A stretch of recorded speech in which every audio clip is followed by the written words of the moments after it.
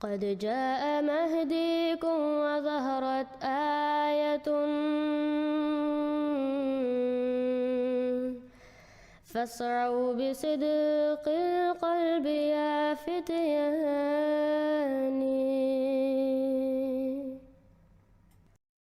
السلام علیکم ورحمۃ اللہ وبرکاتہ۔ اس ویڈیو میں ہم صداقت حضرت احمد علیہ السلام کے لیے ایک اور دلیل پیش کریں گے۔ حضرت محمد صلی اللہ علیہ وسلم کی صداقت کے لیے ایک یہ دلیل ہے کہ آپ صلی اللہ علیہ وسلم نے ہر وقت اور ہر حال میں سچ بولا۔ یہی دلیل صداقت حضرت احمد علیہ السلام کے لیے کافی ہے، اور ہم اس کو ڈاک خانے کے واقعے سے ثابت کرتے ہیں۔ پھر اپنا ایک واقعہ بیان فرماتے ہیں حضرت مسیح علیہ السلام۔ فرمایا کہ 27-28 سال کا عرصہ گزرا، یا شاید اس سے کچھ زیادہ ہوگا، کہ اس عاجز نے اسلام کی تائید میں آریوں کے مقابلے میں ایک عیسائی کے مطبع میں، جس کا نام ریلیا رام تھا اور وکیل بھی تھا اور امرتسر میں رہتا تھا، اور اس کا ایک اخبار بھی نکلتا تھا، ایک مضمون بغیر طبع ہونے کے ایک پیکٹ کی صورت میں، جس کی دونوں طرفیں کھلی تھیں، بھیجا۔ اب یہ واقعہ کئی لوگوں نے ہم سے سنا ہوا ہے، بیان بھی کرتے ہیں،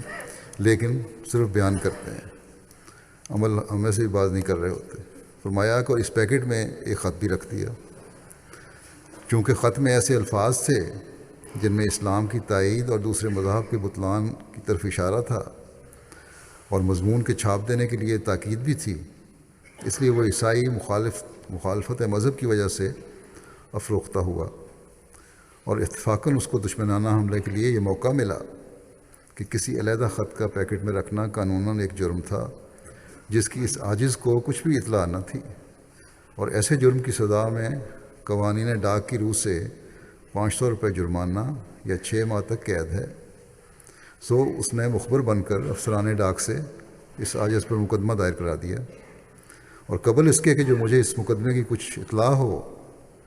رویا میں اللہ تعالیٰ نے میرے پر ظاہر کیا کہ ریلیا رام وکیل نے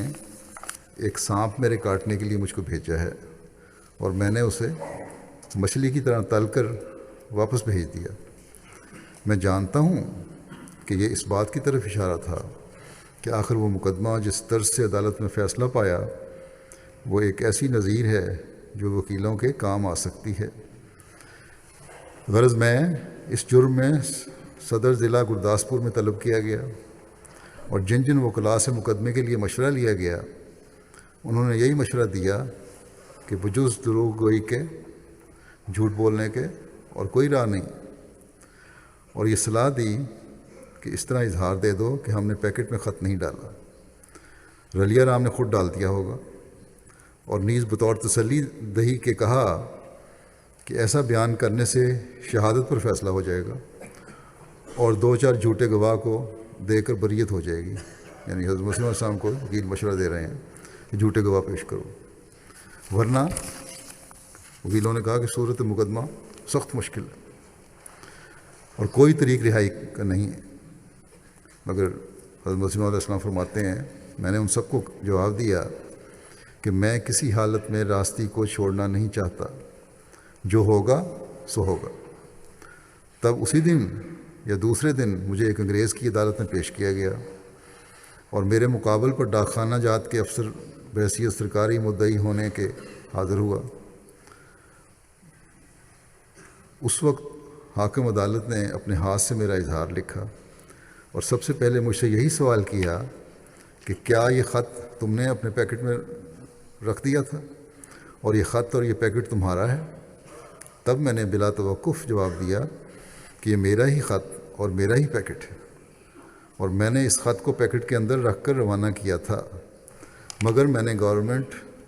کی نقصان رسانی موصول کے لیے بدنیتی سے یہ کام نہیں کیا تھا، حکومت کو نقصان پہنچانے کے لیے، اس کے پیسے ہضم کرنے کے لیے کام نہیں کیا تھا، بلکہ میں نے اس خط کو اس مضمون سے کچھ علیحدہ نہیں سمجھا، اور نہ اس میں کوئی نج کی بات تھی۔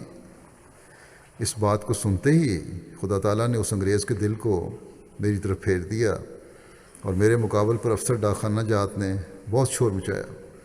اور لمبی لمبی تقریریں انگریزی میں کیں جن کو میں نہیں سمجھتا تھا، مگر اس قدر میں سمجھتا تھا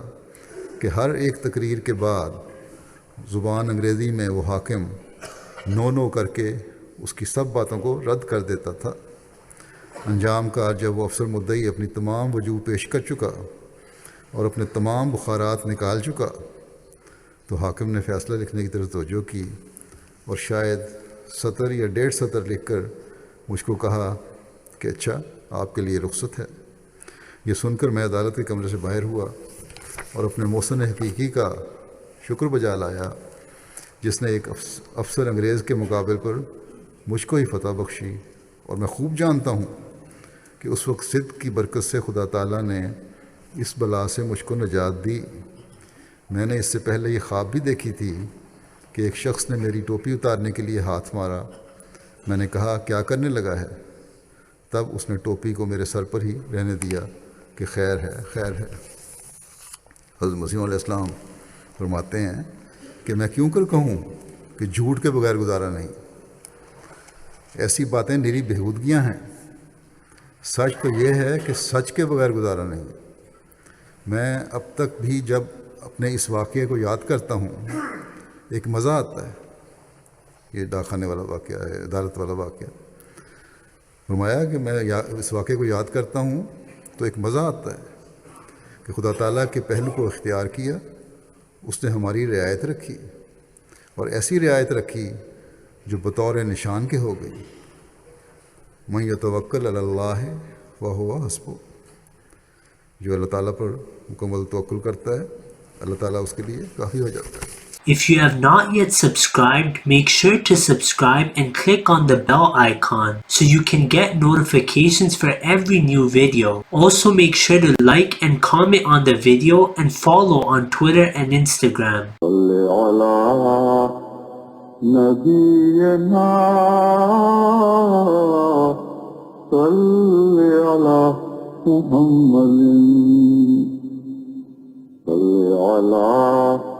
سفينا